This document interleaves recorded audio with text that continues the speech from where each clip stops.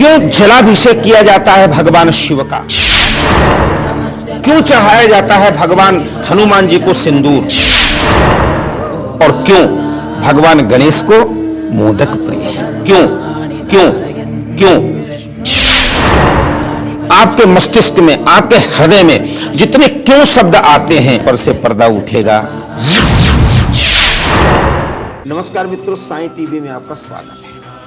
जो हम किसी देव स्थान, मंदिर या किसी पवित्र स्थान पर जाते तो हमारे मन में सहज ही जिज्ञासा उत्पन्न होती है कि क्यों।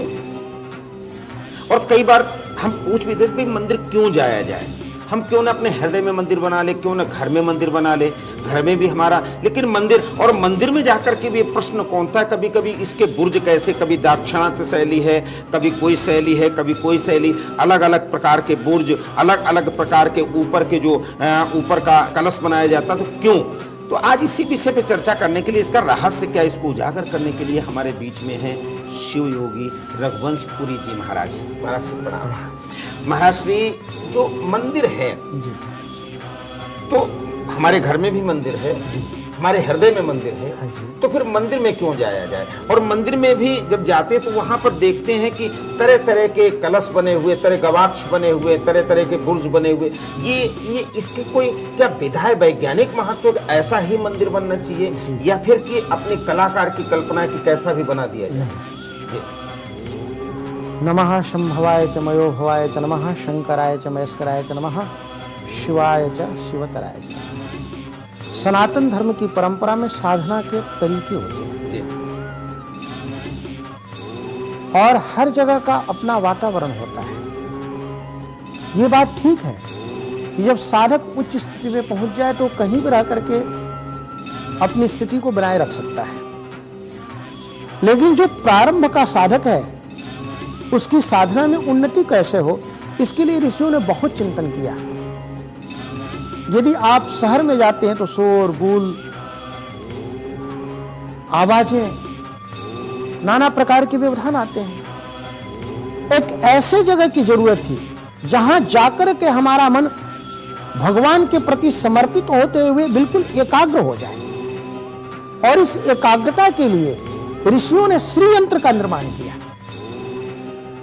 उस श्री यंत्र को यदि हम नीचे से खोखला कर देंगे तो वही आगे जाकर के मंदिर का गुंबद बन जाता है। श्री यंत्र के अंदर इतना प्रभाव है, एक एक कोनों का प्रभाव है, एक एक बिंदु का प्रभाव है। और आज उसी परंपरा को मिस्र के देशों ने अपनाया, पिरामिड का निर्माण कराया। आज भी पिरामिड के अंदर पड़ी हुई वस्तु न सड़ती है, न गलती है, न छीन होती है, जस के तस में नहीं रहती है। लेकिन हम लोगों ने केवल पार्थिव तत्व को बचाने के लिए उस वास्तु की शक्ति का प्रयोग नहीं किया। हम लोगों ने वास्तु की शक्ति का प्रयोग परमात्मा के तरफ ऊर्ध्वीकरण के लिए किया। वस्तुतः स्थूल से हम धीरे धीरे सूक्ष्म के तरफ बढ़ते जाएं और बढ़ते बढ़ते अंत में शून्य से ऊपर जो परमात्मा है वहां हम पहुंच जाएं। मंदिर हमारे शरीर का प्रतीक है, इसलिए शास्त्रों के अंदर बतलाया गया है, देहो देवालय प्रोक्ता सदेहि केवल शिवा। ये जो देह है और मंदिर है ये एक जैसा है। जैसे इसके अंदर सप्त चक्र है और एक एक चक्रों का हम भेदन करते हुए शून्य से ऊपर परम शिव की प्राप्ति कर लेते हैं, ऐसे ही धीरे धीरे मंदिर के स्थूल भाग के अंदर, उस मंदिर के अंदर रहता कौन है, ये महत्वपूर्ण बात है। उस मंदिर के मध्य में शिव विराजमान है, जैसे इस शरीर के अंदर जीव विराजमान है। तो ये जीव कौन है? यदि हम इसको मंदिर स्वीकार करें तो ये जीव ही शिव है।